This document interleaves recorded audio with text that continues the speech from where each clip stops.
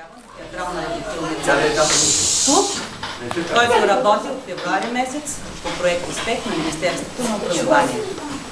Всички помните приказката за баба Марта, която сме всички случаи 1 март. А сега отново ви чака една приказка. И вие ще кажете после харесала ли ви е тази приказка. Затова поканвам моите артисти да заповядат и да започнем представлението.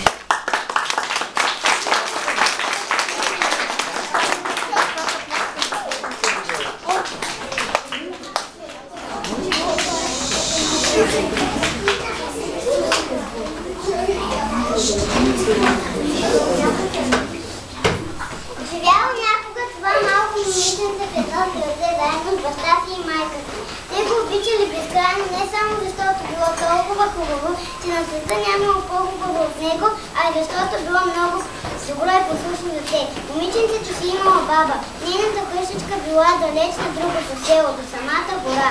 А ако знаете как бабата обичала своята внучка, вечер като сядала, старата жена предяла нови чорапки на детето, а когато отидала при тях на гости, разказвала най-хубавите приказки. Тогава тя не се казвала червената шапчица, това твое име тя получила от един празник. Сутринта като се събудих, само си проверих почтата, ама после имах работа. Трябваше да рефрешна стаята си.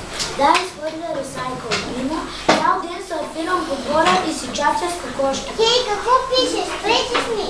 Трябва да напиша съчинение по преживяване. Госпожата ни каза да си спомни някоя хубава случка и да я опишем. Не цял ден да висим по компютрите.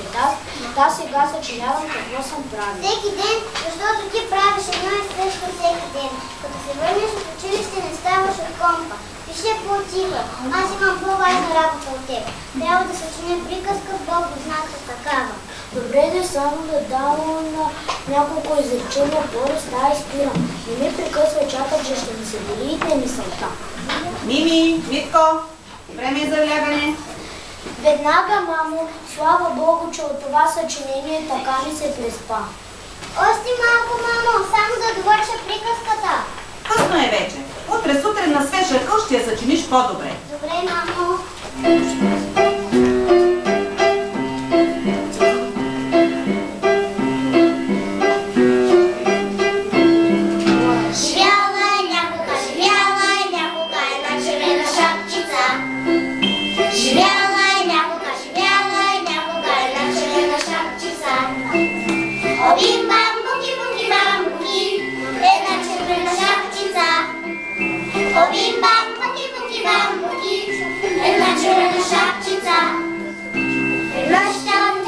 Веднъж тя отишла, пората да бере